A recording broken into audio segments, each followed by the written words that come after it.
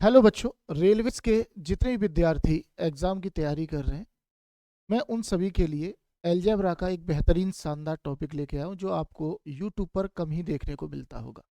मैं आज अलजेब्रा पर आधारित क्वाड्रेटिक इक्वेशन, रूट्स और लीनियर इक्वेशंस की बात करूँगा, जिसमें हमें कई चीज़ें ऐसी हैं जो मेंटली याद रखनी पड़ती हैं।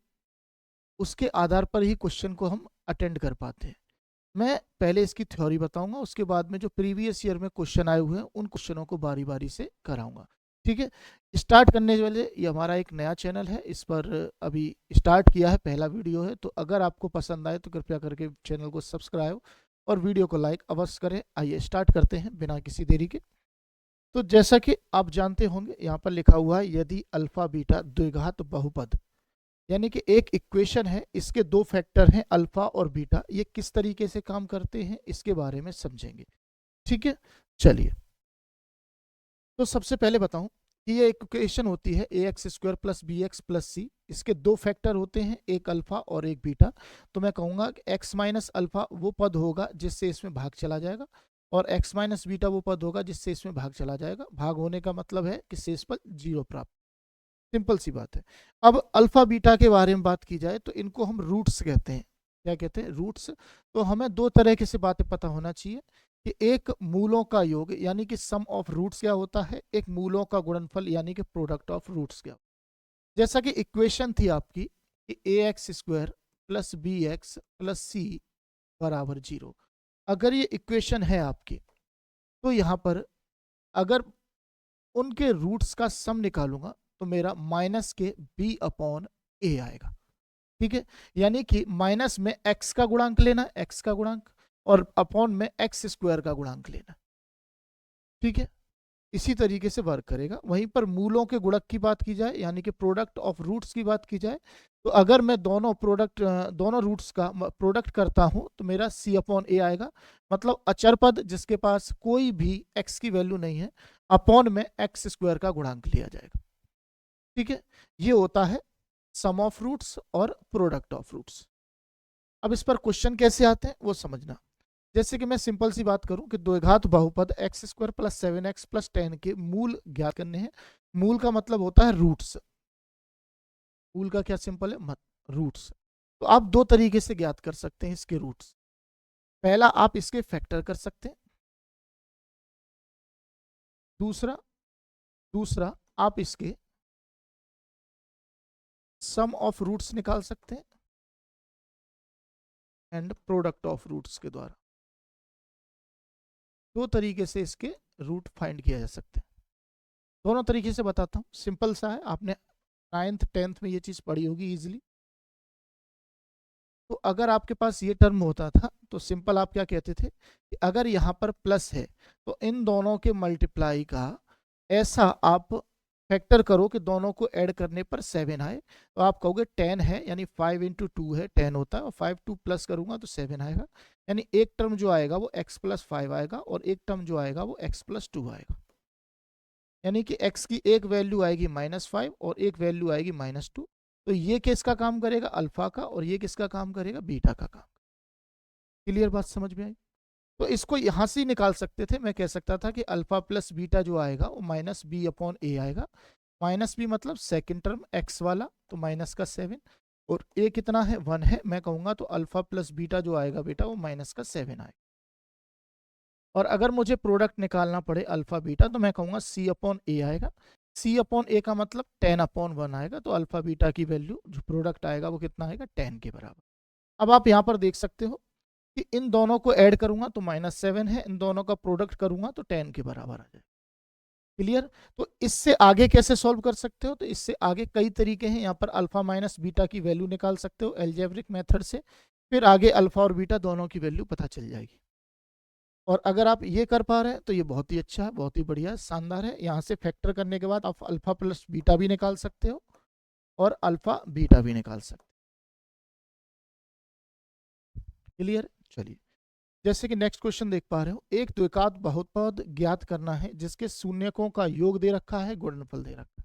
मतलब आपको एक इक्वेशन बनानी है। आपके पास जो प्रोडक्ट दे रखा है रूट्स का वो -3 दे रखा है और आपके पास जो प्रोडक्ट दे रखा है वो 2 दे रखा है, मतलब सम दो दे रखा है वो -3 दे रखा है, प्रोडक्ट दे रखा है 2 के बराबर। तो अगर मुझे इक्वेशन बनानी है तो मैं यही तो इक्वेशन बनाऊंगा, ax² प्लस bx प्लस सी। तो मुझे ये बताइए कि अगर alpha plus beta minus b upon a के बराबर होता है तो इसका मतलब बी की वैल्यू 3 हो जाएगी और ए की वैल्यू 1 हो जाएगी। क्लियर है? तो मैं कहूँगा ए की वैल्यू 1 हो जाएगी और बी की वैल्यू 3 हो जाएगी। ठीक है, और यहाँ पर दोनों का प्रोडक्ट जो होता है वो सी अपॉन ए के बराबर होता है, इसका मतलब सी की वैल्यू 2 होगी और ए की वैल्यू 1 होगी। तो मैं कहूँगा सीधा सीधा जो इक्वेशन बनेगी वो ये बनेगी x² प्लस 3x प्लस 2 के बराबर। क्लियर बात समझ में आ गई? ये थी बेसिक बात। अब हम बात करते हैं जो रेलवेज के पेपर में क्वेश्चन पूछे जाते हैं उसकी, यानी प्रीवियस ईयर क्वेश्चंस की। तो जैसे कि ये देखो, ये आरआरबी चेन्नई टिकट कलेक्टर 2005 में पूछा गया क्वेश्चन है। कह रहा है द्विघात समीकरण जिसके मूलों का योगफल -2 है और मूलों का गुणनफल -4 है, तो आपको वो इक्वेशन बतानी है। ठीक है, तो मैं कहूंगा कि योग है, यानी कि दोनों का सम जो है वो -2 के बराबर है, जबकि दोनों का प्रोडक्ट जो है वो -4 के बराबर, जबकि दोनों का सम जो होता है वो -b अपॉन ए के बराबर होता है, और जबकि दोनों का प्रोडक्ट जो होता है वो c अपॉन ए के बराबर होता है। तो इससे मुझे पता चलेगा कि b की वैल्यू जो है वो 2 के बराबर है, a की वैल्यू जो है वो 1 के बराबर है और c की वैल्यू जो है वो -4 के बराबर। तो इक्वेशन ईजी है बनाना, मुझे सिंपल सा उसका बेसिक फॉर्म पता है, ax² प्लस bx प्लस सी होता है। तो अगर a 1 है तो ये केवल x² आएगा और b 2 है तो ये 2x आएगा और c -4 है, इसका मतलब जो आपका आंसर होगा प्रॉपर वो ऑप्शन नंबर 3 करेक्ट हो जाएगा। क्लियर बात समझ में आ गई? इस तरीके से आप अगर रूट्स के सम और प्रोडक्ट दिए हुए हैं तो इक्वेशन बना सकते हैं। ये था बेसिक सा सवाल। आगे देखते हैं और किस तरीके से सवाल पूछता है। जैसे कि यहाँ पर दे रखा है किसी द्विघात समीकरण के 2 मूल दे रखे हैं, पहला मूल है 2/3 और दूसरा मूल है -1/2। समीकरण को किस रूप में लिखा जा सकता है ये कहना है। समीकरण को किस रूप में लिखा जा सकता है ये कहना है। तो बेटा यहाँ से डायरेक्ट बता सकते हो, सिंपल देख पा रहे हो, आरआरबी एएलपी एग्जाम 2018 में पूछा गया सवाल है। अब आप कैसे निकाल सकते हो कि अगर x बराबर 2/3 है तो मैं सिंपल सा कहूंगा कि बेटा 3x बराबर 2 होगा, इसका मतलब 3x - 2 बराबर 0। एक तो टर्म ये आएगा आपके पास। ठीक है, दूसरा मैं यहां से कह सकता हूं कि x बराबर -1/2 है, तो इसका मतलब 2x बराबर -1 होगा, तो 2x + 1 बराबर क्या हो जाएगा? 0 हो जाएगा।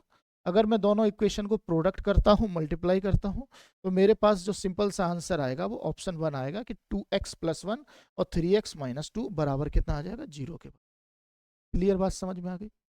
कोई दिक्कत कोई समस्या नहीं होनी चाहिए मेरे हिसाब से। ठीक है, चलिए आगे बात करेंगे। जैसे कि ये देख रहे हो, आरआरबी ग्रुप डी में पूछा गया सवाल है 2018 में, बड़ा बेहतरीन शानदार सवाल है। क्या कह रहा है कि यदि समीकरण x² - x - 1 बराबर 0 के मूल अल्फा और बीटा हैं, तो समीकरण कौन सा होगा जिसके मूल अल्फा अपॉन बीटा तथा बीटा अपॉन अल्फा होंगे? क्या होंगे? अल्फा अपॉन बीटा तथा बीटा अपॉन अल्फा मूल होंगे उसके। क्लियर? तो इसको कई तरीके से आप कर सकते हो। मैं सिंपल सा ये कहना चाहूंगा कि आप यहाँ पर प्रॉपर अल्फा बीटा की वैल्यू निकाल दो, पुट कर दो। कैसे करेंगे वो देखो। अगर मैं बात करूं कि इक्वेशन जो है वो आपकी x² - x - 1 बराबर 0 है, तो मुझे यहाँ से दिखाई दे रहा है कि मैं इसके फैक्टर नहीं कर सकता, क्योंकि यहाँ -1 है और मैं इसमें से क्या घटाऊंगा कि 1 आएगा, तो 1 में से 1 घटाने में 0 आता है ना कि 1 आता है। तो मुझे दिख रहा है कि मैं इसके फैक्टर नहीं कर सकता, तो अल्फा बीटा की वैल्यू निकालना मेरे लिए पॉसिबल अभी है नहीं। ठीक है, चलो तो मैं ये करता हूँ कि मुझे दोनों के योग का पता चल सकता है कि वो जो होता है वो b अपॉन -b/a होता है। तो -b, तो यहाँ -1 है तो प्लस हो जाएगा, यानी कि दोनों का जो सम आएगा वो 1 के बराबर आएगा। ठीक है, और अगर मैं उनका प्रोडक्ट निकालता हूँ तो प्रोडक्ट मुझे पता है कि c/a होता है, तो यहाँ पर -1 के बराबर है। क्लियर बात समझ में आ गई? कोई दिक्कत तो नहीं? तो अगर मेरे बच्चों मुझे ये बताओ कि अगर मुझे अल्फा अपॉन बीटा तथा बीटा अपॉन अल्फा 2 टर्म निकालने पड़े तो मैं कैसे निकाल सकता हूँ? हम इसी से निकाल सकते हैं कि इनका अगर योग निकालें तो कितना आएगा। का अगर योग निकालें तो मैं कहूँगा alpha beta, sorry, alpha upon beta plus beta upon alpha, यानी कि alpha square plus beta square upon alpha beta आएगा। ठीक है, क्लियर बात समझ। जबकि मैं इनका अगर प्रोडक्ट करता हूँ, गुणा करता हूँ, तो मुझे अल्फा से अल्फा, बीटा से बीटा, यानी कितना प्राप्त होगा, 1 प्राप्त होगा। सिंपल बात समझ में आ गई। तो मेन ये है कि मुझे alpha square plus beta square का अगर मान पता चल जाए तो मैं इक्वेशन में पुट कर सकता हूँ, क्योंकि अल्फा बीटा की वैल्यू तो मुझे पता है कि अल्फा बीटा की वैल्यू जो है -1 के बराबर है। तो मुझे क्या निकालना है, alpha square plus beta square निकालना है। सिंपल सा है। तो alpha square plus beta square मैं यहाँ से इजिली निकाल सकता हूँ। मेरे पास अल्फा प्लस बीटा 1 दे रखा है, तो मुझे पता है कि अल्फा प्लस बीटा का जो स्क्वायर होगा ना, वो alpha square plus beta square plus 2 alpha beta के बराबर होगा। तो यहाँ से इसकी वैल्यू देख लो इजीली निकल सकती है। इसका मान 1 था तो 1 ही रहेगा, और ये माइनस का 1 था तो -1 2 में मल्टीप्लाई होगा तो माइनस का 2 होगा, इधर आके प्लस का 2 हो जाएगा। तो मुझे पता चलेगा कि alpha square plus beta square की वैल्यू कितनी है, 3 है। तो बस इक्वेशन बन गई, मेरे लिए आसान हो गया काम। यानी कि इन दोनों का प्रोडक्ट जो है वो सम जो है वो 3 के बराबर आएगा, और अल्फा बीटा -1 के बराबर है, तो मैं कहूँगा -3 वैल्यू होगी। ठीक है, दोनों के प्रोडक्ट की, सॉरी सम की, जबकि दोनों का प्रोडक्ट जो होगा वो 1 के बराबर होगा। तो इक्वेशन कैसे बनेगी, मैं कहूँगा इक्वेशन दोनों का सम जो होता है वो -b/a के बराबर होता है। तो यानी b की वैल्यू जो हो जाएगी वो 3 हो जाएगी, और a की वैल्यू जो होगी वो 1 होगी, और c की वैल्यू जो होगी वो 1 होगी। तो इस तरीके का आंसर कहाँ पर दिखाई दे रहा, तो आप कहोगे आंसर थर्ड वाला है, क्योंकि तीनों ही वैल्यू कैसी हैं, पॉजिटिव में। सिंपल है। ये नेगेटिव है, गलत हो गया, ये नेगेटिव गलत हो गया, ये नेगेटिव है, ये भी गलत हो गया, तीनों पॉजिटिव इसी में है, बस यही आंसर होगा। ध्यान रखना बी की जगह 3 आना चाहिए, जो कि मौजूद है यहाँ पर। सिंपल बात समझ में आई। चलो आगे देखते हैं। अब जैसे कि ये देखो, यहाँ पर इसको इक्वेशन को थोड़ा सा उल्टा लिख के कंफ्यूज करेगा आपको। सबसे पहले एक्स स्क्वायर टर्म आता है, तो मैं कहूँगा 6x स्क्वायर -7x + 3, ये राइट इक्वेशन आपके सामने। ये इक्वेशन को उल्टा करके लिखा गया। तो अगर आपसे पूछ रहा है कि मूलों का गुणनफल कितना होगा, तो जो प्रोडक्ट ऑफ रूट्स होता है वो बेटा c/a होता है। तो c अगर 3 है और a अगर 6 है, तो आप सिंपल सा कह सकते हो इसका जो आंसर होगा वो 1/2 होगा। क्लियर बात समझ में आ गई। चलो आगे बढ़ते हैं। जैसे कि अगला क्वेश्चन देख पा रहे हो आप, यहाँ पर कह रहा है यदि द्विघातीय समीकरण 6x² - 5x + 1 = 0 के दो मूल अल्फा बीटा है, तो उनके वर्ग का योग बताना है। यानी कि मूलों के वर्ग का योग बताना है आपको। Alpha square plus beta square का वैल्यू क्या होगा ये बताना है। ठीक है, तो मैं ये कह सकता हूं कि दोनों का जो सम आएगा वो -b/a, तो यानी कि माइनस पहले से मौजूद है, माइनस माइनस प्लस हो जाएगा, तो कुल मिलाकर 5/6 आएगा। जबकि दोनों का जो प्रोडक्ट आएगा वो 1/6 के बराबर होता है, क्योंकि c/1 होता है। ये सिंपल क्लियर है, कोई डाउट तो नहीं इसमें। तो अगर मुझे ये निकालना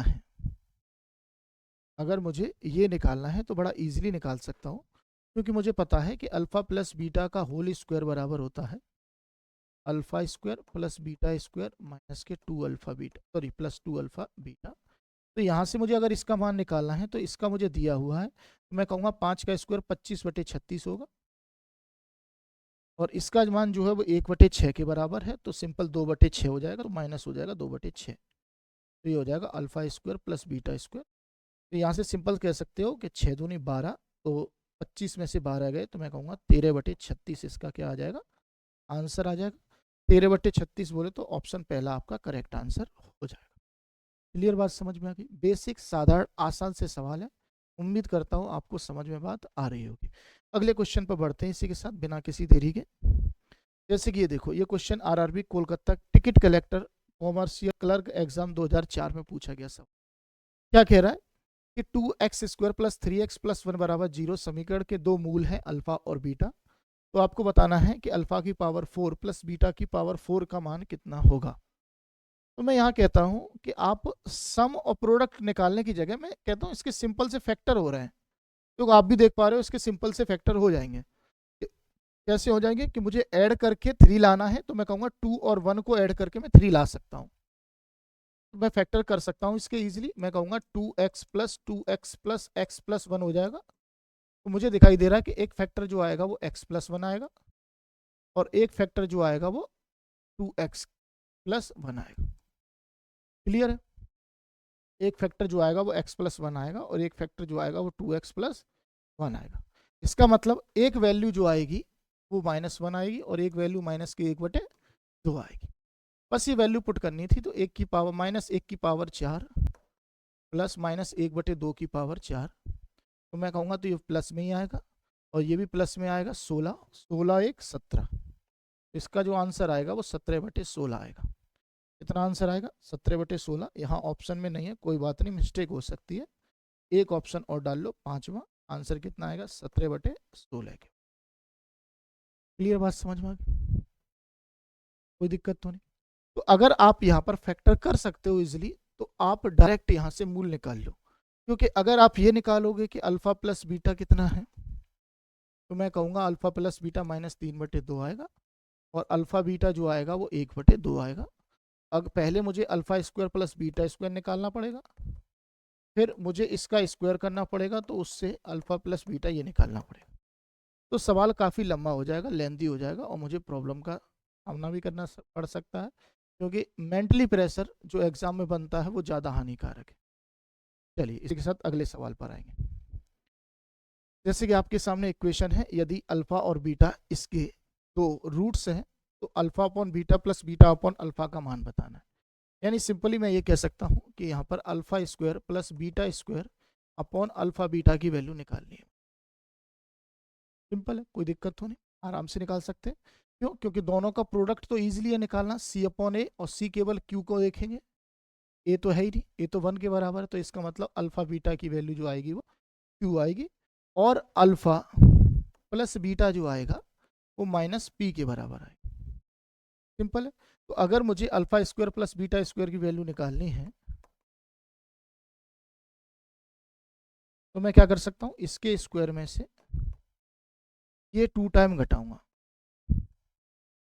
इसके स्क्वायर में से ये 2 टाइम घटाऊंगा। क्यों? क्योंकि ये सिंपल सा होता है कि अल्फा प्लस बीटा का स्क्वायर -2 अल्फा बीटा, तो अल्फा बीटा की वैल्यू अगर है तो 2 टाइम ये घटा दूंगा, तो मैं यहाँ वैल्यू पुट कर सकता हूँ कि पी स्क्वायर -2q आएगा, और यहाँ पर अल्फा बीटा की वैल्यू q के बराबर है। तो ऐसा कौन सा ऑप्शन दिखाई दे रहा है आपको? आप कहोगे पहला ही ऑप्शन दिखाई दे रहा है, फर्स्ट ऑप्शन ऐसा दिखाई दे रहा है जिसमें ये वैल्यू नजर आ रही है। क्लियर है? बेसिक सा, साधारण सा, सिंपल सा था, उम्मीद करता हूँ आप समझ गए हो। अब बढ़ेंगे अगले पर। जैसे कि ये क्वेश्चन भी देखो, बड़ा बढ़िया सवाल है, इसको थोड़ा सा हम अच्छे से करेंगे। समझना बात को, इस सवाल को करने से पहले थोड़ा समझ। कह रहा है कि यदि अल्फा और बीटा समीकरण दे रखा है कि मूल है, तो इसकी वैल्यू मुझे बतानी है क्या होगी। तो अगर इसके मूल हैं तो सिंपल सा है कि दोनों का जो सम होगा वो -b/a होगा, और दोनों का जो प्रोडक्ट होगा वो c/a होगा। तो अगर इसको लूँ मैं, सिंपल समझना, अगर मैं इसको लेता हूँ, तो मैं यहाँ पहले कहूँगा कि अगर यहाँ से मैंने a कॉमन लिया तो मुझे बचेगा अल्फा प्लस b/a, यही तो बचेगा। सिंपल है। और यहाँ पर अगर मैं a कॉमन लेता हूँ तो बीटा प्लस b/a बचेगा, यही तो होगा। कोई दिक्कत तो नहीं यहाँ तक? तो मैं कहूँगा कि 1/a दोनों में कॉमन आ रहा है, और अगर अल्फा यहाँ पर है तो देखो b/a अल्फा बीटा माइनस में वैल्यू है, और ये अगर माइनस यहाँ से हटाकर मैं यहाँ पर ले आता हूँ, तो मुझे पता चलेगा कि b/a की वैल्यू जो है वो माइनस अल्फा माइनस बीटा के बराबर। इसी तरीके से सेम काम यहाँ पर होगा कि beta minus alpha minus beta आएगा, तो मुझे सिंपल पता चला कि बीटा से बीटा खत्म, अल्फा से अल्फा खत्म, तो 1/a आया, और यहाँ से माइनस तो आ ही रहा है कॉमन दोनों में, ठीक है, ये अल्फा ऊपर जाएगा और plus beta upon alpha beta आएगा। सिंपल बात यहाँ तक समझ में आ गई होगी। तो इसके बाद मैं देख रहा हूँ तो -1/a है, अल्फा बीटा दे रखा है -c/a, और अल्फा बीटा का प्रोडक्ट भी दे रखा है c/a, तो a से a कट गया, तो मुझे फाइनली आंसर जो पता चला कि माइनस से माइनस खत्म, b/ac आएगा।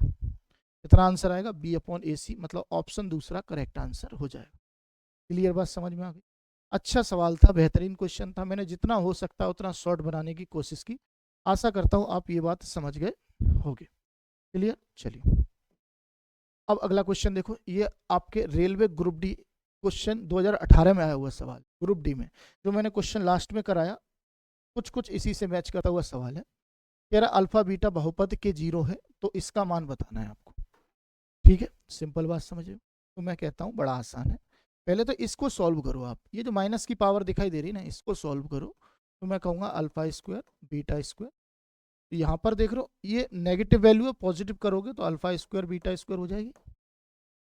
ठीक है, तो यहाँ से तुम्हें एक चीज़ समझ में आएगी कि अल्फा स्क्वायर है, ये बीटा स्क्वायर है, और यहाँ पर भी alpha square plus beta square हो जाएगा, बस अपॉन में जो रहेगा अल्फा बीटा का होल स्क्वायर रहेगा, इससे ये कटेगा। यानी फाइनल मुझे दोनों रूट्स के प्रोडक्ट का स्क्वायर बताना था। इतना सवाल बेतुकी सवाल था ये, ऐसी लैंग्वेज में दे रखा था। सिंपल सा जो मुझे आंसर बताना था वो दोनों रूट्स के प्रोडक्ट का स्क्वायर बताना था। तो दोनों रूट्स के प्रोडक्ट का स्क्वायर जो होता है वो c अपॉन a के बराबर होता है, यानी अल्फा बीटा की वैल्यू जो आएगी वो 6 आएगी। तो मैं कहूँगा इसका स्क्वायर जो आएगा वो कितने के बराबर आएगा, 36 के बराबर। अच्छे लेवल के, बेहतरीन लेवल के क्वेश्चन पूछे जाते हैं ग्रुप डी में, तो ध्यान रखिएगा, ऐसे सवाल आपको प्रैक्टिस करके जाने। नेक्स्ट क्वेश्चन पर बढ़ेंगे इसी के साथ। चलो अब हम बात करेंगे मूलों की प्रकृति। देखो इस पर भी अच्छे क्वेश्चन आते हैं, पर इस पर जो क्वेश्चन आते हैं वो आपको मेमोरी बेस्ड क्वेश्चन लेके चलने हैं, आपको याद रखने पड़ेंगे। ठीक है, आपने ये जो फॉर्मूला है, ये आपने 9th क्लास में पढ़ा होगा, 9th में भी पढ़ा होगा, 10th में भी पढ़ा होगा। ठीक है, अब थोड़ा सा धुंधला पड़ गया होगा आपके सामने। अगर आप मैथ्स में अच्छे इंटरेस्टेड रहे हो तो आपको याद भी होगा, अगर आप इंटरेस्टेड कम रहे हो तो शायद आप ये फॉर्मूला भूल भी चुके हो। ठीक है, जब भी आपको रूट्स फाइंड ना हो रहे हो तो आप इस फॉर्मूले का यूज़ कर सकते हो, आपको रूट्स मिल जाएंगे। अब लेकिन इस कंपटीशन लेवल में जो क्वेश्चन पूछता है वो इससे रिलेटेड ऐसे नहीं पूछता जैसे फॉर्मूला दिया हुआ, इससे ये पूछता है कि इसमें इक्वेशन में कितने पद जो वास्तविक होंगे, या कितने समान होंगे, या कितने अवास्तविक होंगे। तो उसी पर बात करेंगे। जैसे कि यहाँ पर देखो मैं लिखा हुआ कह रहा है कि 2 फ्रैक्शंस आर रियल रूट्स। अगर दोनों जो भी फ्रैक्शन है अगर रियल है तो उसके लिए आपको ये कंडीशन फॉलो करनी पड़ेगी कि b square minus 4ac is greater than 0, या आप ये कह सकते हो कि बी स्क्वायर जो होगा वो ग्रेटर देन होगा 4ac, या आप ये कह सकते हो कि बी स्क्वायर जो होगा वो ग्रेटर देन होगा 4ac के। और जब ऐसी कंडीशन बनेगी तो इसका मतलब दोनों ही वास्तविक और मूल पद होंगे। दोनों ही पद कैसे होंगे, वास्तविक होंगे, क्लियर है, रियल होंगे। इसके बाद बात की जाए कि 2 इक्वल रियल रूट्स, यानी कि दोनों ही रूट्स जो होंगे वो इक्वल होंगे। इक्वल होने का मतलब कि a प्लस बी के होल स्क्वायर का परफेक्ट फॉर्मूला बनना हो, समझ रहे हो। इसका मतलब ये कंडीशन है, इसको भी मैं कह सकता हूं कि सिंपल सा, अगर बी स्क्वायर बराबर 4ac के होगा तो आपके 2 इक्वल रूट्स बनेंगे, 2 इक्वल रूट्स बनेंगे। तीसरी बात, there is no real roots. अगर बी स्क्वायर जो है वो 4ac से छोटा है तो आपके कोई भी रियल रूट नहीं बनेंगे। क्लियर, ये 3 कंडीशन है जो आपको मेमोरी में याद करके रखनी है, क्योंकि अगर याद नहीं रहा तो इस पर फिर आप गलती कर सकते हो। आगे बढ़ेंगे इसी के साथ। जैसे कि देखो समझ रहे हैं, यहाँ पर कह रहा द्विघात समीकरण 2x square minus 4x plus 3 बराबर 0 का विविक्त कर ज्ञात कीजिए और फिर मूलों की प्रकृति ज्ञात कीजिए। यानी कि आपको इसके break throws of the quadratic equation and then find the nature of the roots. तो मैं ये कह रहा हूँ कि अगर आपको रूट्स, नेचर ऑफ रूट्स ज्ञात करना है तो मैं कहूँगा बी स्क्वायर की वैल्यू 4ac से किस तरीके से रिलेटेड है वो ज्ञात कर लो। तो b जो है वो कितना है, -4 यानी 16 आएगा, और 4 × 3 = 12, 12 दूनी 24। तो मैं कहूँगा कि ये छोटी है। ये कैसी है, छोटी है, यानी कि बी स्क्वायर की वैल्यू जो है वो 4ac से छोटी है। और इस कंडीशन में मैंने क्या कहा था, मैंने अभी कहा था कोई वास्तविक रूट नहीं बनता, there is no real root, कोई वास्तविक मूल नहीं होता। तो इसकी प्रवृत्ति सिंपल सी रहेगी कि इस इक्वेशन का कोई भी वास्तविक मूल नहीं रहेगा। क्लियर बात समझ में आ गई। चलो आगे देखेंगे। जैसे कि यहाँ पर दिख रहा है, इक्वेशन दिखाई दे रही है, समीकरण दिख रहा है, का विभक्तिकरण ज्ञात कीजिए और फिर मूलों की प्रकृति ज्ञात कीजिए, यदि वे वास्तविक है तो उन्हें ज्ञात कीजिए। तो वास्तविक के लिए मैंने कहा बी स्क्वायर को ज्ञात करो, क्या 4ac से क्या रिलेशन बना रहा है, बराबर है कि छोटा है कि बड़ा है, इतना ज्ञात करना है बस। बी स्क्वायर को ज्ञात करना है कि बराबर है कि छोटा है या बड़ा है 4ac से। क्लियर है। तो मैं कहूँगा b जो है बेटा -2 है, तो -2 का स्क्वायर 4 हो जाएगा, और 4 × a का मान 3 है और c का मान 1/3 है। तो मैं कहूँगा ये दोनों कैसे हैं, बराबर है। और बराबर का मतलब क्या होता है कि 2 इक्वल रूट्स होंगे, 2 इक्वल रूट्स बनेंगे इस इक्वेशन के। क्लियर है। तो यहाँ पर मैं कहूँगा 2 equal roots. 2 equal and real root. Clear बात समझ में आ गई? चलो आगे देखते हैं। अब इस पर क्वेश्चन कैसे आते हैं आपके रेलवेज के एग्जाम में वो देखेंगे। यहाँ पर जैसे ये सवाल दिया हुआ है कि p के किस मान के लिए द्विघात समीकरण 4x square minus 2p plus 1 x plus 4 के मूल बराबर है। तो बराबर कब होते हैं? बराबर जब होते हैं बेटा जब बी स्क्वायर बराबर होता है 4ac के। बराबर तब होते हैं जब बी स्क्वायर बराबर होता है 4ac के। तो b कितना है? तो b जो है वो माइनस का p प्लस 1 है, 2 टाइम ऑफ p प्लस 1 है। तो मैं कहूँगा माइनस स्क्वायर में प्लस हो जाएगा, 2 का स्क्वायर 4 होगा, और ये जो बनेगा वो p प्लस 1 का होल स्क्वायर बनेगा। 4 इंटू ए का मान भी 4 है और सी का मान भी 4 है, तो 4 से 4 कट गया। तो मैं ये कहूँगा कि p प्लस 1 की वैल्यू जो आएगी वो 4 आएगी। तो p का मान कितना आएगा? 3 आएगा। बात समझ में आ गई? देखो यहाँ कंपैरिजन कर लो, क्या दिक्कत है। ये 4 कटने के बाद में, 4 कटने के बाद में ये 4 का स्क्वायर बचा, तो यहाँ p प्लस 1 का स्क्वायर, यहाँ 4 का स्क्वायर, तो p प्लस 1 की वैल्यू 4 हो गई। तो p का मान कितना आ गया? 3 के बराबर। तो आप कहोगे यहाँ पर आंसर क्या हो जाएगा? 3 आंसर हो जाएगा। क्लियर है? आपको पता होना चाहिए कि बराबर होने की कंडीशन क्या है। समझ में आ गई? वास्तविक रूट बराबर होने की जो कंडीशन है वो क्या है? कंडीशन सिंपल है कि बी स्क्वायर बराबर 4ac के होना चाहिए। आगे बढ़ते हैं इसी के साथ। अब जैसे कि ये देखो, ये भी क्वेश्चन एग्जाम में पूछा गया है, कह रहा है के किस मान के लिए समीकरण के मूल बराबर है। तो मैं सिंपल सा कहूंगा बेटा कि मुझे बराबर के लिए केवल एक कंडीशन बता है कि बी स्क्वायर बराबर 4ac के होता है। तो बी जो है वो ये है, तो 2 का स्क्वायर 4 करूंगा और ये k माइनस 4 का स्क्वायर आएगा। 4 टाइम ऑफ ए की वैल्यू कितनी है? तो आप कहोगे 1 है, और सी की वैल्यू कितनी है? तो आप कहोगे 2 है। तो मैं कहूँगा 4 से 4 कट गया, यानी k माइनस 4 स्क्वायर की जो वैल्यू आएगी वो कितने के बराबर आएगी? 2 के बराबर आएगी। क्लियर है? k माइनस 4 के स्क्वायर की वैल्यू जो आएगी वो 2 के बराबर आएगी। क्या हमने सही किया? कहीं कोई मिस्टेक तो नहीं? अच्छा ये 2k था, सॉरी 2k है। ये कितने के बराबर है? 2k के बराबर है, कोई दिक्कत नहीं। तो अब मैं इसे सॉल्व कर सकता हूँ इजिली। तो ये आएगा k स्क्वायर तो प्लस 16 माइनस के 8k आएगा और बराबर 2k हो जाएगा। ये इधर आके माइनस हो जाएगा, तो मैं कहूँगा ये 10k हो गया और ये 16 हो गया बराबर 0। तो क्या इसके मूल वास्तविक आ सकते हैं? मैं कहूँगा 16 है, 16 के ऐसे फैक्टर करने प्लस करने पर 10 आए, तो 8 दूनी 16 होता है, 8 2। तो मैं कहूँगा सिंपल सा k की वैल्यू जो आएगी वो 8 और 2 आएगी। कौन सी आएगी? 8 और 2 आएगी। सिंपल है भाई। मैं क्या कहा कि प्लस करके ऐसे फैक्टर को प्लस करके मुझे 10 लाना है, तो 16 के फैक्टर करूंगा तो 8 दूनी 16 होता है, यानी 2 फैक्टर हो गए 8 और 2, और दोनों का सम भी कितना है? 10 के बराबर। जब मैं अप्लाई करूंगा तो मेरे 2 फैक्टर मिलेंगे 8 और 2। क्लियर है? चलिए अगले सवाल पर आएंगे। अब जैसे ये देखो, ये मैंने करा दिया शायद, हो गया, ये रिपीट हो रहा, यही क्वेश्चन है। ये एक बार रांची में आया हुआ है और एक बार ये आपका कोलकाता में आया, पर यहाँ p प्लस 4 दे रखा है। क्या दे रखा है? p प्लस 4, जबकि यहाँ पर केवल 4 था। मतलब वैल्यू उसने थोड़ी सी इंक्रीज कर दी। जबकि मुझे लग रहा है एक ही सन में आए हुए सवाल है। ये 2010 में पूछा गया सवाल है और ये 2002 में पूछा है, मतलब चेंज कर रहा भाई। सोचो, 8 साल बाद दोबारा से वही क्वेश्चन रिपीट किया, बस एक वैल्यू इंक्रीज कर दी। हो सकता है अब जो एग्जाम आने वाला है उसमें भी ऐसा ही क्वेश्चन देखने को मिल जाए। तो यहाँ पर मैं देखूंगा कि इसके रूट्स जो हैं वो कैसे हैं? बराबर हैं। तो बराबर होने की कंडीशन सिर्फ इतनी है कि बी स्क्वायर बराबर जो होता है वो 4ac के होता है।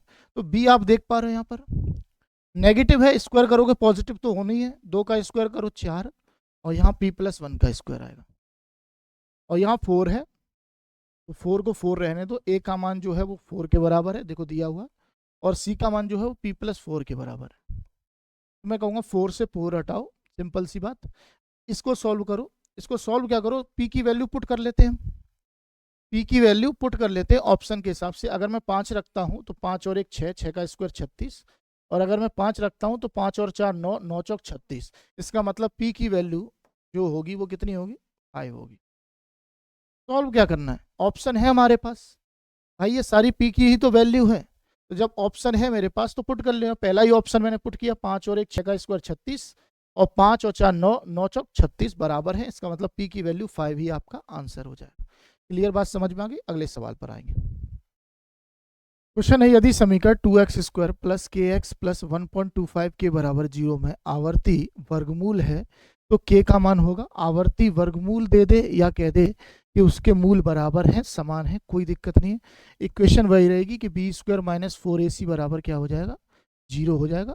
तो b का मान अगर k है तो मैं कहूँगा k² और माइनस 4, a कितना है 2 और ये कितना है 1.25, 4 2 जा 8 और 8 का मतलब मल्टीप्लाई करूंगा तो ये आएगा 10 के बराबर 0। तो अगर मैं k कॉमन लेता हूं तो यहाँ आएगा k माइनस 10 बराबर 0। तो मुझे पता चल रहा है k के दो मूल होंगे, एक 10 होगा और एक कितना होगा? 0 होगा। इसका मतलब मुझे यहाँ पर आंसर दिखाई दे रहा है कि k बराबर या तो 10 होगा अथवा k बराबर 0 होगा। क्लियर है? ये बातें आपको समझ में आ गई होंगे। आगे बढ़ेंगे। अब हम बात करेंगे रैखिक समीकरण यानी लीनियर इक्वेशंस की। लीनियर इक्वेशंस पर आपसे कभी कभी एक दो क्वेश्चन पूछे जाते रहते हैं, इसलिए ये टॉपिक समझना जरूरी है और समझने से ज़्यादा इसे याद रखना ज़्यादा जरूरी है। ठीक है, जैसे कि यह कहें कि अगर प्रतिच्छेद करती हैं तो प्रतिच्छेद होने का मतलब होता है कि समीकरणों का केवल एक हल होगा। केवल क्या होगा? एक हल होगा। और इसकी कंडीशन ये है कि a1/a2 does not equal to b1/b2 होगा। मतलब आपके पास दो इक्वेशन होंगी, अगर एक और दो, तो यहाँ पर पहला टर्म a1 ये कहलाएगा, b1 ये कहलाएगा, c1 ये कहलाएगा। यानी x के साथ है वो a1, y के साथ है b1 और c जो है वो अचर पद है, और a2 जो कहलाएगा वो x के साथ, y के साथ b2 और c2 जो है वो अचर पद है। तो अगर a1/a2 does not equal to b1/b2 है तो बेटा if they intersect each other, अगर वो इंटरसेक्ट करेंगी और उनका केवल एक ही सॉल्यूशन होगा। इसके बाद बात की जाए संपाति की। संपाति होने का मतलब है एक दूसरे के ऊपर होना, और उसके लिए सिंपल सा है कि a1/a2 बराबर होगा b1/b2 बराबर c1/c2 होगा। और इसके जो हल होंगे वो कैसे हल होंगे? अनंत हल होंगे। इसके जो हल होंगे वो कैसे होंगे? अनंत हल होंगे। क्लियर है? आगे बढ़ेंगे। आगे कह रहा है समांतर। समांतर मतलब एक ऐसे है तो दूसरा भी ऐसे ही होगा। और इसका मतलब क्या है? इसका मतलब है पहले दो का अनुपात, यानी a1/a2 बराबर b1/b2 does not equal to c1/c2 होगा। तो इसका मतलब होता है कि कोई हल नहीं होगा। कोई हल नहीं होगा। इस केस में कोई हल नहीं होगा। तो ऐसी कंडीशन में कोई हल ना हो तो हम यूज करते हैं a1/a2 बराबर b1/b2 does not equal to c1/c2 के। ठीक है, आइए बारी बारी से क्वेश्चन देखेंगे इसमें कैसे क्वेश्चन आते हैं। जैसे कि मैं एग्जांपल के तौर पे पहला सवाल समझाने के लिए लाया हूँ। यहाँ पर दो इक्वेशन दिखे हुए हैं, आपको बताना है कि इसके अद्वितीय हल है, एक हल है या कोई हल नहीं है। तो आओ देखते हैं। इसमें मैं चेक करूंगा कि a1/a2 बराबर b1/b2 बराबर c1/c2 है या नहीं है, चेक करना पड़ेगा। तो मैं कहूँगा a 5 है, यहाँ 3 है, तो यह आएगा 5/3। ठीक है, ये माइनस का 8 है, ये माइनस के 24/5 है, तो 8 दिया 24, 5 ऊपर जाएगा, यानी ये भी 5/3 आया।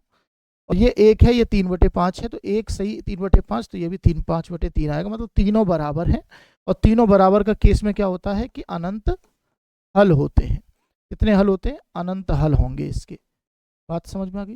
तीनों जब भी बराबर आ जाए तो यहाँ ऐसे केस में जो हल होते हैं वो अनंत होते हैं।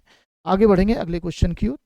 जैसे कि अगला सवाल आपको दिख रहा है कि आरआरबी परीक्षा 2018 में पूछा गया सवाल है। यहाँ पर कह रहा है x प्लस 2y माइनस 8 बराबर 0 है और 2y प्लस 4y बराबर 16। तो मैं ये सिंपल सा कह सकता हूँ कि 2x प्लस 4y बराबर माइनस 16 बराबर 0 होगा। और अगर मैं दो कॉमन ले लूँ तो ये x प्लस 2y माइनस 8 बचेगा। सिंपल बात समझ में आ गई? तो x प्लस 2y माइनस 8 का मतलब ये है कि ये दोनों जो होंगी वो एक दूसरे कैसी होंगी? संपाती होंगी। बात समझ में आ रही? इसका एक, इसका एक, इसका दो, इसका दो, इसका माइनस 8, इसका माइनस 8, मतलब तीनों का अनुपात बराबर आएगा। तीनों का अनुपात बराबर आएगा। बराबर आने का मतलब सिंपल सा है, कैसी हो जाएंगी? संपाती। और संपाती होने का मतलब होता है उसके हल जो होंगे वो कैसे होंगे? अनंत हल होंगे। तो यहाँ पर यही पूछ रहा है, इसका मतलब ऑप्शन थर्ड क्या हो जाएगा? करेक्ट आंसर हो जाएगा। क्लियर बात समझ में आ गई? तो संपाती होने का यही मतलब होता है कि जो ये समीकरण है वही सेम टू सेम समीकरण, बस ये आना चाहिए उसमें कुछ कॉमन आ जाए। क्या आ जाए? कॉमन आ जाए। क्लियर है? आगे बढ़ेंगे। जैसे कि ये कह रहा है कि ये दो इक्वेशन दे रखी है का कोई हल ना हो। तो कोई हल ना हो का केस क्या होता है? कोई हल ना हो का केस सिंपल सा है कि a1/a2 बराबर b1/b2 लेकिन does not equal to C1 upon C2 के होना चाहिए। तो मैं कहूँगा कि A अगर 4 है तो A2 6 है, तो मतलब 4/6, और B1 अगर 3 है और B2 माइनस K है तो मैं कहूँगा 3/-K। तो मुझे समझ में आएगा, यहाँ कट रहा है कुछ, 2 दूनी 4, 2 तिया 6, तो -K बराबर 9/2 आएगा, मतलब 4.5। तो मैं कहूँगा K की वैल्यू जो आएगी वो -K 4.5 आएगी। यानी कि ऑप्शन कोई दिखाई दे रहा, आप कहोगे ऑप्शन ए इसका सही आंसर हो जाएगा। मुझे K की वैल्यू फाइंड करनी थी, तो K की वैल्यू मैंने फाइंड करी -K 4.5 के बराबर। क्लियर है, आगे बढ़ेंगे। यहाँ पर भी वही सेम काम करना है, और ये क्वेश्चन ग्रुप डी 2018 में आया हुआ है, और ये ALP 2018 में क्वेश्चन पूछा गया है।